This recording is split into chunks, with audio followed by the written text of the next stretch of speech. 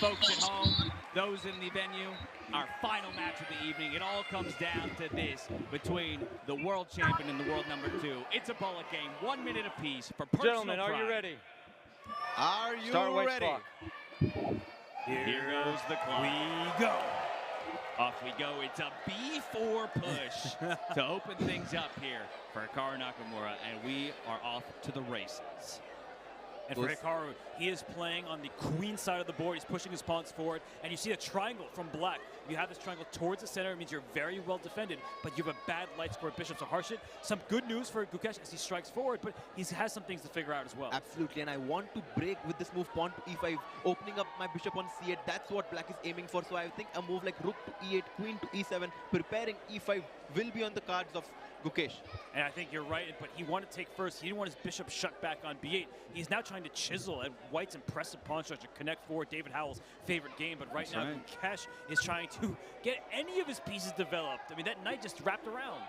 This feels suffocating already at this point for Gukesh. Like, where do I put any of my pieces? I'm completely blockaded behind my own pawns.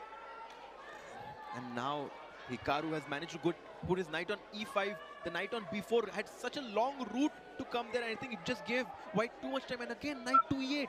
Brilliant. Brilliant move from Gukesh. That is a pass pawn. The best piece to blockade a pawn is a knight because it stares over the pawn into the position. This, for example, bishop on b5 can eventually be captured. The evaluation is turning in Gukesh's favor. Amazing play from him. Wow, what understanding he has shown in this setup. Maneuvering his knight from f6 to c7, blockading that white pawn on c6 and queen to a8. The move that you highlighted, I love that idea, Robert. Yeah, I'm drawing the arrows for everybody at home. The queen comes to a8, and many white pawns are vulnerable. That's why Hikaru's Let's go, strike. Gukesh. Let's go. Yeah, Gukesh has an opening here. Now it feels like Hikaru's just saying, I'm going to blow up the position. Yeah, I'm just going to blow it up. He's trying his best, but look at the clock, by the way. It's Gukesh who has the lead. They both have green, which means they're not overly stressed, but look at Hikaru's heart rate. I'll tell you this much, only one of them was out there practicing hitting the time controls, and right now it seems like it's working well in the favor of Gukesh.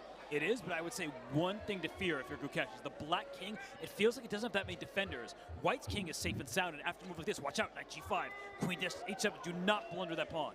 He goes g6, he stops the threat of queen takes h7. Look at Divya, they're all so nervous. Locked in watching this game play out.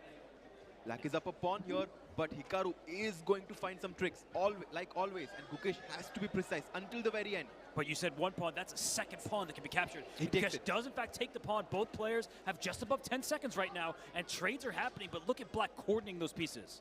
And then Hikaru putting pressure on that f7 pawn. He just picked up one pawn, so he's down only one pawn now. Rook back to c4, knight to e4, played by Hikaru. The tides have turned. Look at the clock right now. Gukesh under 6 seconds. He is in big trouble. He's making moves quickly, but it's difficult. But if you take that knight, the bishop is unleashed, and that's really annoying for Gukesh to do. He does take it. That's a really risky decision. I would be very scared to do that because, as you said, if the white queen ever gets on e5, it's going to be very scary. But how do you get there, right? You need your queen somehow to get to f6. Knight comes, rook takes d5. What? Rook takes d5, queen f6. That's the... And he stops it. I think Gukesh spotted it, and he immediately played queen d7 because he knew he blundered rook takes d5. Oh, but he finds it the second time, queen f6.